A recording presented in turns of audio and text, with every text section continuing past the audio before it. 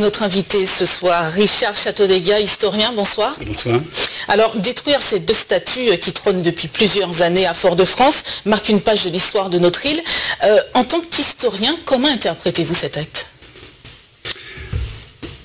Cet acte, à mon avis, exprime une saturation de la société, des nouvelles générations en particulier. Je dis des nouvelles générations au pluriel parce qu'en fait, ces statuts font l'objet de dénonciations depuis déjà plusieurs décennies à la Martinique. Le sujet que vous avez montré fait le point un peu là-dessus, montre qu'il y a un historique.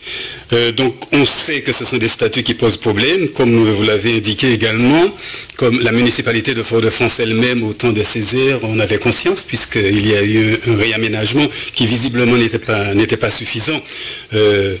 Il y a un aigle marron qui a été installé, mais il faut dire qu'il est installé loin du centre.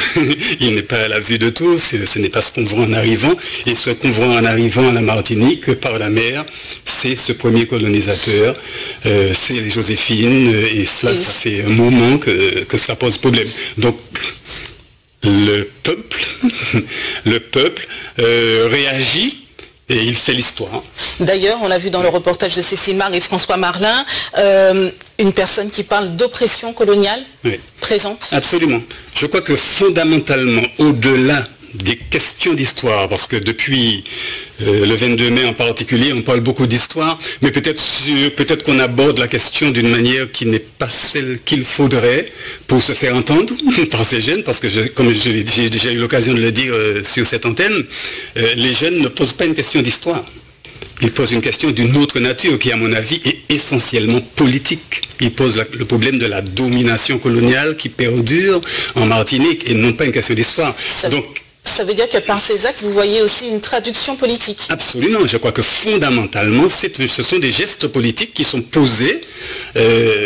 L'histoire est évoquée. Bon, alors évidemment, ce ne sont pas des spécialistes de l'histoire, donc il y a beaucoup de choses qui sont dites et qui écorchent les oreilles des historiens, parce qu'elles ne sont pas rigoureusement exactes. Mais quant au fond, ce n'est pas leur problème.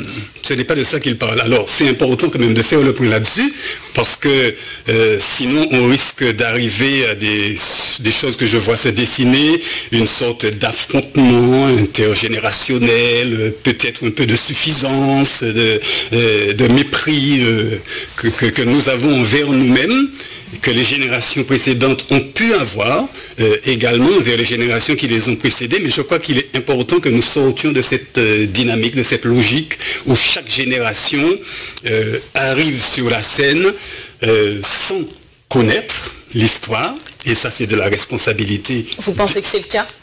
C'est le cas, visiblement c'est le cas. Puisque, alors, justement, vous parlez d'exactitude tout à l'heure. Joséphine de Beauharnais, on a vu que la statue a été détruite, située place de la Savane. Dans les mémoires collectives, on l'associe souvent au rétablissement de l'esclavage en 1802. Est-ce vraiment le cas si on doit parler d'exactitude au niveau de l'histoire? Oui, alors... Et qui était-elle surtout? Oui, alors bon, on sait bon, qui elle était. Qui elle est dans les grandes lignes. Oui, donc on va peut-être aller directement à ce qui est peut-être moins connu. Ou dans les mémoires collectives. Oui, alors justement, au niveau des mémoires, la mémoire collective, la mémoire historique, l'a associe et attribue à Joséphine une responsabilité dans le rétablissement de l'esclavage par le premier consul Bonaparte en 1802. Ça n'est pas nouveau. Ça n'est pas un fait nouveau, c'est très ancien, c'est une mémoire ancienne qui le fait. Je ne sais pas, mais dans les années, pendant l'entre-deux-guerres, à un moment où l'histoire de la Martinique était enseignée régulièrement dans les classes primaires supérieures, etc.